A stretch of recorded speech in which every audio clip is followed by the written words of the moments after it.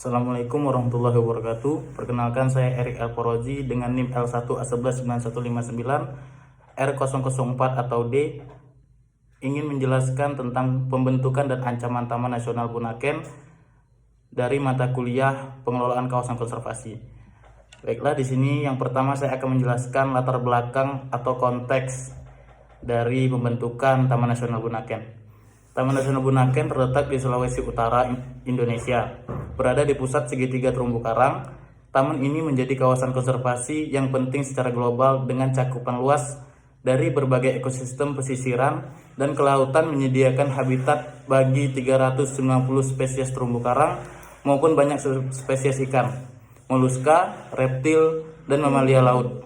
Dengan cukupan luasan total sebesar 79.057 hektar, taman ini terdiri dari bagian utara dan selatan. Bagian utara terdiri dari 5 pulau dan sebuah kawasan pesisiran antara Molas dan Tiwoho, Pantai Wolas sampai Pantai Wori. Dan bagian selatan yang terdiri dari kawasan pesisiran antara Desa Popoh dan Desa Popareng. Selanjutnya, tekanan populasi lokal. Tidak seperti banyak daerah kelautan lainnya yang terlindungi, BNP terletak di dekat dengan pusat urban yang besar, yakni Manado. Dengan populasinya yang mencapai lebih dari 400.000 penduduk, kedekatan ini telah memberikan berbagai peluang kepada masyarakat setempat dalam bentuk daya tarik wisata yang mentah. Taman ini juga memiliki batimetri unik yang telah menarik para penyelam scuba dari seluruh dunia. Tidak adanya beting kontensial berarti bawah garis pantai langsung anjlok turun ke lereng konsensial, sehingga para penyelam dapat memperoleh panorama unik yang jarang dilihat, yakni keanekaragaman hayati yang unik dan aneka struktur geologis bawah air. Namun demikian, kedekatan yang sama dengan Manado telah menimbulkan berbagai tantangan dalam bentuk patroli yang efektif, tumpahan polisi, dan peminatan mangrove maupun aneka sumber daya kelautan lain yang tidak berkelanjutan. Selanjutnya, Taman Nasional itu terdiri merupakan rumah lebih dari 30.000 penduduk, terutama yang menggantungkan hidup serta aneka kebutuhan subten mereka pada berbagai sumber daya alam. Permukaan di wilayah itu sudah dimulai lebih dari 5 generasi yang lalu. Jauh sebelum kawasan itu secara resmi dinyatakan sebagai Taman Nasional, lebih dari 2 desa warga yang lalu. Ada 22 desa yang menyebar dalam 5 pulau, dan ada 11 desa di sepanjang garis pantai. Sebagian besar penduduk perikanan atau kombinasi dari keduanya. Para petani menanam aneka tanaman seperti kelapa, ubi jalar, dan pisang. Mereka yang bekerja di sektor perikanan memanen hasil beraneka ragam ikan maupun rumput laut hasil budidaya untuk diekspor ke pasar mancanegara. Dalam jumlah yang sedikit, sebagian orang bekerja di industri wisata sebagai pemandu selam, operator perahu, dan staf penginapan ekowisata. Namun demikian, terjadi ketegangan di antara berbagai macam kebutuhan hidup dari masyarakat yang terus bertumbuh, serta kebutuhan aneka ekosistem kelautan. Yang selanjutnya, sebuah cagar alam yang unik. Taman Nasional Bunaken mencakup lebih dari 8.000 hektar terumbu karang, dasar laut dengan berbagai rumput laut yang luas, dan hutan-hutan mangrove yang luas. Untuk yang terakhir ini khususnya di kawasan Arakan sampai Wawotulap. Lahan rumput laut dapat ditemukan di berbagai kawasan yang tenang, dangkal di antara pantai dan terumbu karang. Lahan rumput laut menjadi habitat penting bagi berbagai spesies kelautan yang tinggal di daerah berpasir, misalnya siput laut, mentimun laut, belut laut, dan udang. Tempat pembibitan bagi ikan karang yang masih remaja seperti hiu ujung hitam dan ikan laut dengan bibir tebal dan gigi kuat, dan menjadi tempat merumput bagi dugong serta kura-kura laut. Terumbu karang di luar kawasan rumput laut merupakan rumah bagi keanekaragaman hayati yang kaya dari ikan, penyu, ular laut, dan berbagai invertebrata.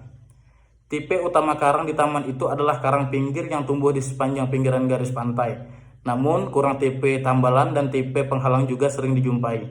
Perairan di taman itu berisi lebih dari 2.000 spesies ikan, beberapa ratus spesies terumbu karang yang keras, dan lebih dari 30 spesies mangrove. Di daratan, satu-satunya hutan di taman itu dapat ditemukan di lereng tinggi Pulau Manado Tua. di mana sejumlah kecil populasi endemik makaka berkepala hitam yang sangat terancam punah bertempat tinggal. Yang selanjutnya adalah permasalahan awal Taman Nasional Bunaken. Taman Nasional Bunaken dibentuk untuk melindungi dan melestarikan keanekaragaman hayati, daratan dan lautan yang sangat kaya dalam berbagai ekosistem pesisirnya yang unik. Untuk melindungi jalur-jalur migrasi serta lahan mencari makan bagi berbagai spesies laut endemik, menyeimbangkan aneka aktivitas konservasi dengan berbagai kebutuhan ekonomi masyarakat setempat. Taman itu didirikan pada tahun 1991 di bawah otoritas Bagian Konservasi Alam Kementerian Kehutanan Republik Indonesia. Taman itu memiliki sebuah kantor manajemen dengan staf hampir sebanyak 40 orang, termasuk kepala taman, para pengawas taman, dan staf administrasinya. Sebagai sebuah taman nasional, TNB menerima anggaran operasional sebesar rata-rata 100.000 US dollar per tahun. Cukup untuk membayar gaji karyawan, menutup aneka biaya operasional kantor, dan saling banter 1 kali patroli laut per bulan. Dalam rezim manajemen yang secara umum bersifat top-down, taman tersebut mengalami degradasi terus-menerus meskipun lambat sepanjang desa Warsa 1950-an. Sejumlah tantangan sudah membayangi taman itu sejak awal pendiriannya. Tantangan lain yang muncul pada saat awal pengelolaan taman itu termasuk tumpang tindihnya berbagai otoritas legal dan yurisdiksional akibat tidak adanya koordinasi di antara berbagai instansi pemerintah di taman itu. Tidak adanya konsultasi dan ketertiban aneka komunitas adat dan mitra sektor swasta. Macam-macam konflik di antara para pemangku kepentingan yang belakangan ini terhadap pengaturan aneka bagi hasil yang sesuai.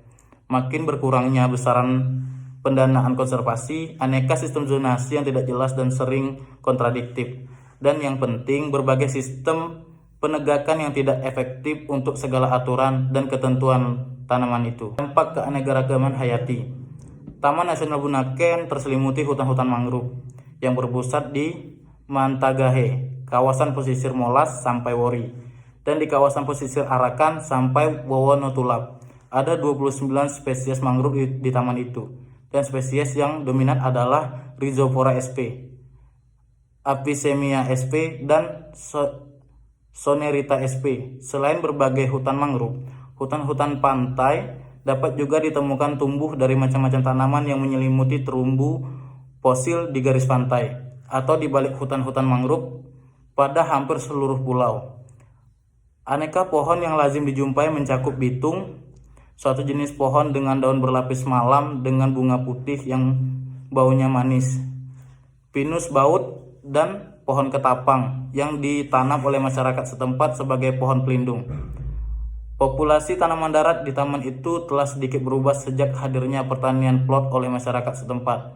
Berbagai tanaman dan pohon asli seperti bambu, palem woka, rotan, palem gula aren liar, dan pohon ara setelah digantikan oleh berbagai tanaman pertanian seperti pohon kelapa, mangga, singkong, pisang, dan pohon buah kenari.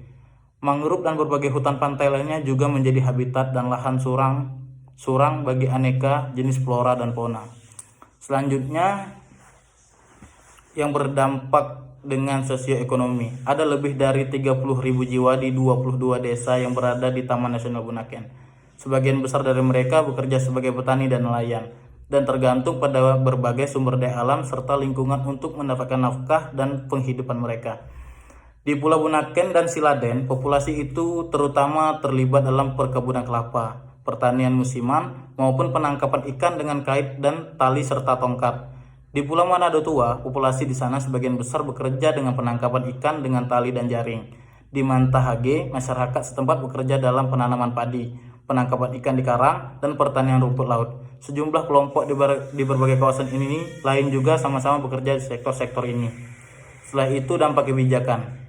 BNP MAB dan FMVTNB telah memelopori sejumlah arah baru bagi pengelolaan kawasan terlindung di Indonesia, termasuk kesepakatan pengelolaan bersama, sistem karcis yang terdesentralisasi, pengembangan zonasi taman yang partisipatif, dan patroli bersama yang secara langsung melibatkan para penduduk setempat dan penegakannya.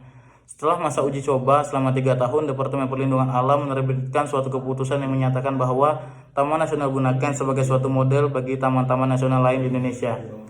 Departemen yang sama juga telah mengembangkan sejumlah buku petunjuk teknis berdasarkan model dari Taman Nasional Bunaken. Setelah itu, Bunaken terjaga. Manado ternama setelah 20 tahun, TNB terus mengangkat nama Manado dan Sulawesi Utara di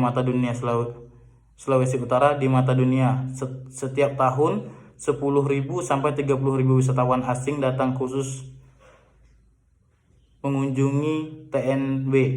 Keberadaan TNB sebagai roda penggerak ekonomi Sulut mendukung perkembangan sarana pariwisata seperti 19 perusahaan selam, hotel berbintang-bintang, restoran, dan bandar udara termegah di IBT.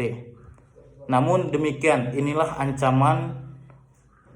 Walaupun berbagai cara untuk melindungi sudah dilakukan. Walaupun sangat jelas bahwa TNB penting sekali untuk Sulut. Namun selama 10 tahun ini kondisi terumbu karang dan ekosistem laut terus menurun. Terumbu karang dan ekosistem laut, beberapa turis mengeluh mengenai terumbu karang yang rusak dan pencemaran sampah. Setelah itu, kenapa kondisi TNB semakin menurun? Yang pertama, ada beberapa ancaman utama terhadap terumbu karang. Yang kedua, TNB selama ini kurang optimal. Setelah itu, ancaman utama terhadap ekosistem TNB adalah: yang pertama, pemanfaatan karang hidup; yang kedua, kerusakan penyelam atau jangkar pemboman; yang ketiga, racun sianida; dan yang keempat adalah sampah. Kesimpulan yang dapat ditarik dari penjelasan di atas tadi adalah pada tahap awal berhasil menguatkan komitmen lokal multi-stakeholders dalam pengelolaan TN Bunaken. Yang kedua, Dewan Pengelolaan TN Bunaken dapat dianggap mendukung manajemen. Yang ketiga, Dewan didorong berperan maksimal dalam mendistribusikan manfaat Taman Nasional secara institusional kepada para pihak. Yang keempat, jika berhasil dalam tahap implementasi, tercatat sebagai CO manajemen model pertama dalam pengelolaan taman nasional di Indonesia. Yang terakhir ialah proses kegiatan ini dapat menjadi mekanisme pungutan komunikasi pusat dan daerah. Baiklah, hanya itu saja yang dapat saya sampaikan di video ini. Kurang dan lebihnya saya mohon maaf. Assalamualaikum warahmatullahi wabarakatuh.